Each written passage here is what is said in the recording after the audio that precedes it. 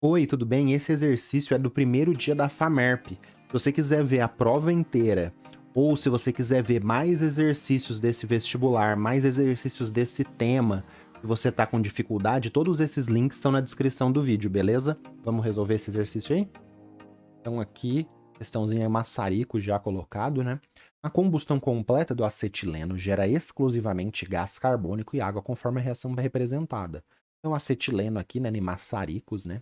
Devido ao grande desprendimento de energia nesse procedimento, o acetileno é utilizado como combustíveis em maçaricos para corte de metais ou fabricação de objetos de vidro, solda oxiacetilênica. Então tá aqui, ó, a soldinha. É bem legal, maçarico bem legal, né?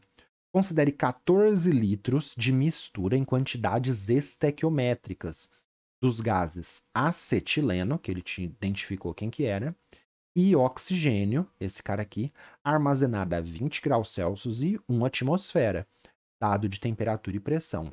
Após a completa combustão dessa mistura aqui, que o volume dessa mistura está em 14 litros, após a combustão completa, o volume máximo de gás carbônico recolhido nessa mesma condição de temperatura e pressão é 14, 12, 8, 4, 8, 28 litros. Então, pessoal, essa questão você tem que perceber uma coisa aqui, né?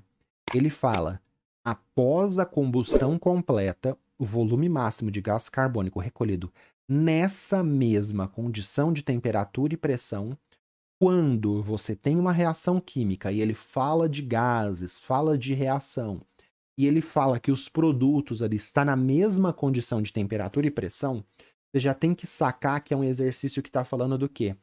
De lei volumétrica de Gay-Lussac. Por que eu considerei uma estrelinha aqui? Porque é um tema que o pessoal às vezes esquece, é uma coisa que não é tão difícil, mas o pessoal esquece. Pode ter gente aqui que tentou fazer cálculos de PV igual a NRT, tema de gases, então eu ensino isso daqui, é a minha última aula de química básica ali, porque eu ensino lei da conservação de massa, lei das proporções definidas e lei volumétrica. São as leis químicas ali, né? Do comecinho da química. E aí a minha última aula, tá aqui, né? A aula 50, tá aqui a capa, lei volumétrica de Gay-Lussac. Quando eu tô gravando isso, eu ainda não postei, mas como você tá vendo isso no futuro, é bem provável que já esteja postado. E aí, muita gente deve ter tentado calcular PV igual a NRT com esse dado de litro, tentado chegar numa quantidade de mols e aí dividir para ter as quantidades estequiométricas. Não precisa, pessoal, fazer nada disso. Você poderia ter feito um caminho aqui muito ruim para resolver esse exercício usando PV igual a NRT. O que fala a lei volumétrica de Gay-Lussac, né? Então, primeiro aqui, lei de Avogadro. Então, o que a lei de Avogadro fala? Que gases iguais aqui, né? Na mesma condição de temperatura e pressão, gases iguais não, gases diferentes na mesma condição de temperatura e pressão, volumes iguais têm mesma quantidade de moléculas e, consequentemente, mesma quantidade de mol. O que isso quer dizer? Fala português, né? Se eu tiver 4 balões aqui, ó, mesmo volume, os 4 balõezinhos têm o mesmo volume, e eles estão na mesma condição de temperatura e pressão, se aqui eu tiver N moléculas de hidrogênio, aqui eu vou ter N moléculas de hélio, N moléculas de CO2, N moléculas de CO2. Se eu tiver um mol aqui, vai ter um mol aqui, um mol aqui, um mol aqui. Então, o volume é proporcional à quantidade de matéria do gás, se você for comparar a mesma condição de temperatura e pressão. Então, esse é o jeito pela lei de Avogadro. Como que a gente vê isso na lei dos gases? Você pega PV igual a NRT, aí você isola o V e passa o P dividindo. Então fica volume é igual a N, RT dividido por P. R é a constante dos gases, e aí você está comparando volumes diferentes na mesma condição de temperatura e pressão. Então, RT e P é constante. Então, o que você tem? Que quanto maior o volume, maior a quantidade de gás, maior a quantidade de matéria. E aí você tem que o volume é proporcional à quantidade de matéria. Esse é o jeito aqui mais qualitativo, né, sem usar fórmulas, que é a primeira vez que eu comento disso em umas aulas um pouco antes dessa aula 50. E esse é um jeito que é a segunda vez que eu ensino, porque nas minhas aulas aí, eu ensino isso 2 vezes, né? A primeira vez desse jeito mais simples, com os balãozinhos, e depois em gases com a fórmula. Mas o importante é, quanto maior o volume, maior a quantidade de matéria. Se eu tiver um aqui, eu tenho V, e aqui eu tenho 2V, aonde eu tenho 2V, eu vou ter o dobro da quantidade de matéria. Parece óbvio, mas não é. Isso foi uma puta sacada do Avogadro e foi fundamental para chegar na quantidade de mols, para determinar... Fundamental, gênio. Beleza. Mas aonde que entra a lei volumétrica de Gay-Lussac? A gente não chegou nela ainda. Aqui, pessoal, ó, a lei volumétrica, ela usa essa ideia que o volume é proporcional ao número de mols para você ver uma reação química com base na estequiometria, com base na quantidade de moléculas que tem ali. Então, a lei volumétrica de Gay-Lussac, aí só para você ter um resumão, se você não sabe, né? Você tá vendo a resolução é porque você não sabe e tá com dificuldade. Então, vamos lá. A reação é um rearranjo de átomos e moléculas, é um rearranjo de átomos formando novas moléculas. Então, aqui eu tenho molécula de H2, molécula de O2, tem um rearranjo de átomos e forma uma nova molécula de água. Cada molécula, ela vai ter o mesmo comportamento, a ideia, né, que está por trás, ela tem o mesmo comportamento se pressão, volume, temperatura, aqui não era para ter o V, né, mas, tá, pensa no V, ela tem o mesmo comportamento em pressão e temperatura igual, então ela vai ocupar o mesmo volume. O que isso quer dizer? Se eu tiver uma reação que é duas moléculas, por exemplo, do gás hidrogênio, reagindo com uma molécula de gás oxigênio formando 2 moléculas de água, eu posso pensar que aquela molécula, uma moléculazinha ou 1 mol, eu posso transplantar isso para uma quantidade maior, ela vai ocupar um volumezinho. Então, se uma reação química eu tenho 2 moléculas reagindo com uma molécula, eu vou ter o 2V, que a gente usa de forma genérica, 2 volumes de gás hidrogênio, reagindo com um volume de gás oxigênio e vai produzir quanto?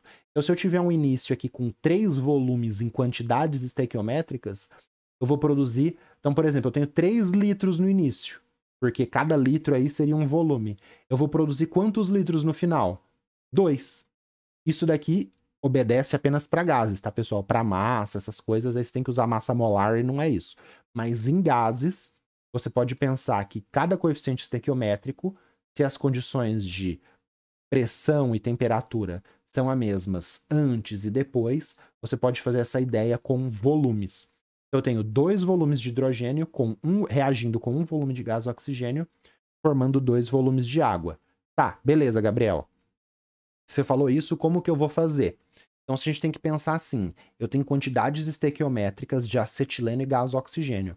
Essas quantidades estequiométricas ocupam 14 litros.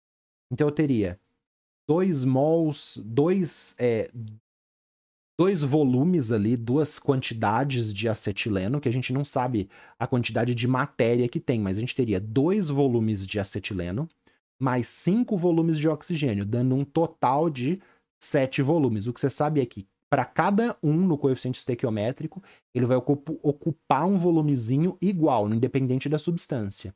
Então eu tenho 7 volumes, vou colocar aqui agora, ó, a ideia que você tem que ter por trás. Eu já coloquei a resposta, mas a gente vai chegar nela. Então, ó, eu tenho 7 volumes de gases ocupando, né, esses 14 litros. Então, se eu tenho 7 volumes, porque cada um no coeficiente estequiométrico iria ali estar relacionado com um volume, totalizando 14 litros, eu teria que cada coeficiente estequiométrico aqui está relacionado com 2 litros. E daí?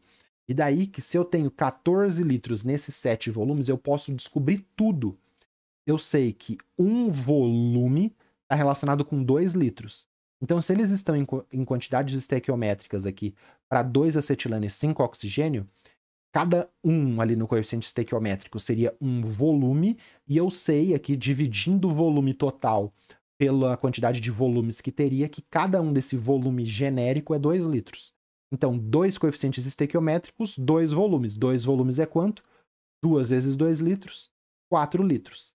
5 vezes 2 litros, 10 litros. Então, esses 14 litros de volume inicial são 4 litros de acetileno e 10 litros de oxigênio. E como está na mesma condição de temperatura e pressão, eu posso fazer a mesma coisa para os produtos. 4 vezes 2, 8 litros, e a água, ela tá líquida, eu não posso fazer isso para água. Mas se a água estivesse gasosa, na mesma condição de temperatura, por isso que tá roxinho, se ela tivesse gasosa, eu teria 4 litros, porque 2 vezes 2 litros, beleza? Então aqui eu tenho 14 litros de gás, produzindo 8 litros de gás e uma quantidade de água que eu não sei nada. Mas se fosse água gasosa, eu poderia falar que é 4 litros. Legal, né? Então qual que é o volume de CO2 obtido? 8 litros, alternativa E. Tem bastante coisa.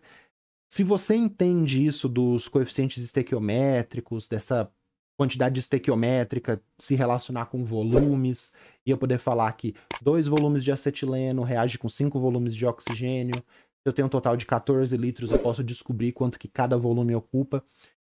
É uma coisa que aqui desse jeito acabou ficando meio difícil. Geralmente ele dá esse exercício de lei volumétrica de Gay-Lussac de um jeito mais simples. Mas por isso que eu achei difícil o exercício e coloquei uma estrela. Então é um exercício difícil, sim.